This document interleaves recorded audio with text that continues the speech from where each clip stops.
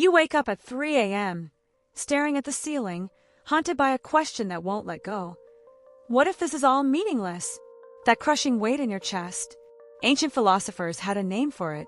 They called it the war between Eros and Thanatos, the life force battling the death wish. Tonight, you're not alone in this fight. For thousands of years, humanity's greatest minds have wrestled with this same demon, and what they discovered will change everything you thought you knew about purpose, meaning, and the very reason you exist. 3,000 years ago, in the scorching deserts of the Middle East, a collection of revolutionary texts emerged that would crack the code of human suffering. These weren't just religious writings, they were psychological blueprints, survival manuals for the human soul. Picture this: your King Solomon, the wisest man who ever lived, surrounded by unimaginable wealth, power, and pleasure. You have everything, and you're utterly, devastatingly empty. In his brutal honesty, Solomon wrote words that still cut deep today: vanity of vanities, all is vanity. But here's the twist. He used the Hebrew word hevel, which literally means vapor, or breath on a cold morning. Your life, your achievements, your Instagram followers, they vanish like mist. But Solomon wasn't trying to depress you. He was performing surgery on the human condition, cutting away the illusions that keep us trapped in cycles of meaningless pursuit. The ancient Jewish sages called this wisdom chokmah, not academic knowledge, but the street-smart skill of living well. Think of it as the difference between knowing the theory of swimming and actually saving someone from drowning. These texts formed what we call the canon, literally meaning measuring rod, or standard. Unlike the massive, complex discussions of the Talmud that would come later, these foundational scriptures were laser-focused. Here's reality. Here's how to survive it. Here's how to thrive in it. The first shocking revelation: you must affirm your given life. Not the life you wanted, not the life you planned, but this messy, contradictory, sometimes painful existence you've been handed. The ancient texts don't promise you'll get what you want. They promise something far more valuable. They'll teach you how to want what you have. This isn't resignation, it's revolution. The Job story illustrates this perfectly. A man loses everything: family, wealth, health, and his friends tell him it must be his fault. God must be punishing him. But the story's stunning conclusion: sometimes terrible things happen for no reason at all. The universe isn't a cosmic vending machine where good deeds guarantee good outcomes. And paradoxically, this truth sets you free. Free from the exhausting performance of earning God's approval. Free to love without keeping score. Fast forward several centuries.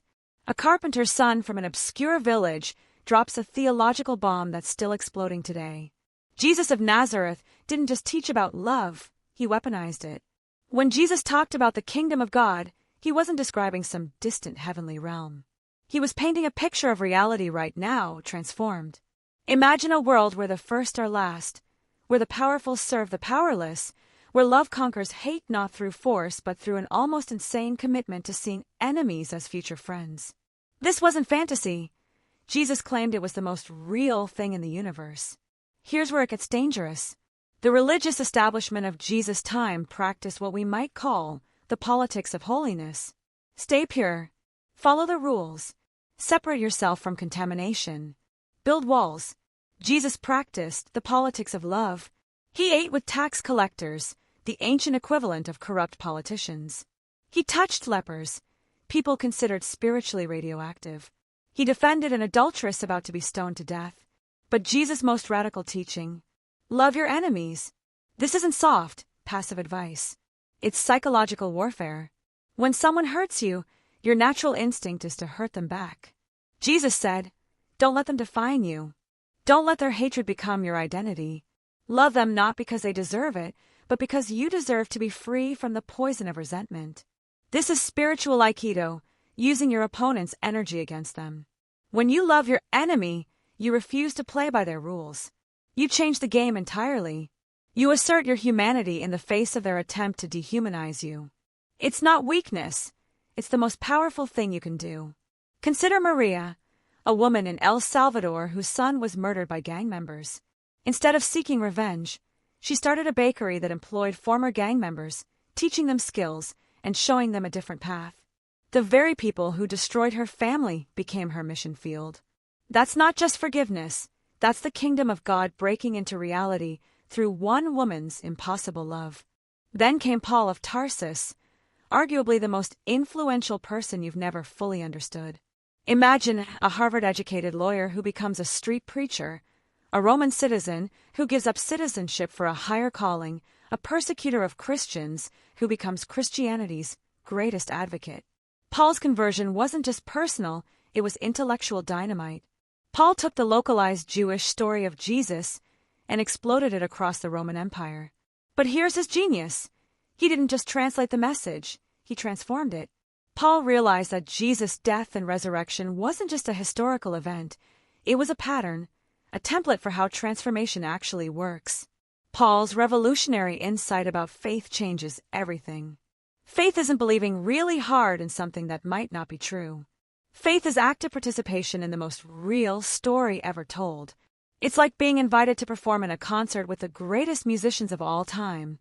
But instead of staying in the audience, you actually pick up an instrument and join the symphony. Think about Jesus' disciples. Before the resurrection, they were terrified, confused, hiding behind locked doors. After encountering the risen Jesus, they became unstoppable. They weren't just believing something new, they were living in a completely different reality. Their context had shifted from a story ending in defeat to a story that was just beginning. This is what Paul meant by faith, stepping into God's ongoing story and finding your role in it. When life feels empty, when the devil threatens to overwhelm you, faith provides context. It's like switching from a random collection of painful experiences to chapters in an epic novel where you're not just a character, you're a co-author. Paul's letters reveal a man on fire with this discovery. He's not just explaining doctrine, he's reporting from the front lines of a spiritual revolution. He's seen what happens when human beings stop trying to earn God's approval and start living as if they already have it.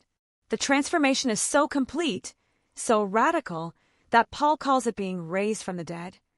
Not after you die, but right now in this life. Watch this pattern unfold in Paul's own journey. From Saul the persecutor to Paul the apostle, the same fierce intensity, the same brilliant mind, the same passionate commitment. But now channeled toward love instead of destruction. His old life didn't disappear. It was resurrected, transformed, given new meaning. The hunter became the healer. The destroyer became the builder. This is what faith does. It doesn't erase your past. It redeems it. But here's the secret these ancient texts understood that we've forgotten. Transformation is contagious. When one person truly steps into the story, it ripples outward. The disciples didn't just believe in Jesus, they became Jesus to their world. Paul didn't just preach about love, he embodied it so completely that entire cities were transformed. This is an ancient history. It's happening right now. In maximum security prisons where lifers are mentoring at-risk youth. In corporate boardrooms where executives are choosing integrity over profit. In suburban kitchens where parents are learning to love their difficult teenagers not despite their flaws, but because of their infinite worth. The battle between Eros and Thanatos isn't just philosophical, it's intensely personal. Every morning, you wake up and choose. Will you participate in the story of life, or will you surrender to the story of death? Will you affirm your given existence, love your actual enemies, and step into the role God has written specifically for you? The story of Abrahamic faith isn't about escaping this world, it's about transforming it.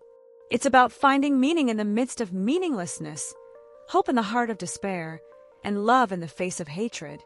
These ancient texts don't offer easy answers, they offer something far more valuable, a way to ask better questions. The next time you wake up at 3 a.m. wondering if life has any point, remember, you're not alone in this fight. You're part of a story that began in ancient deserts and continues in your living room. You're invited not just to believe something, but to become someone. The battle between Eros and Thanatos isn't over, but now you know which side is winning.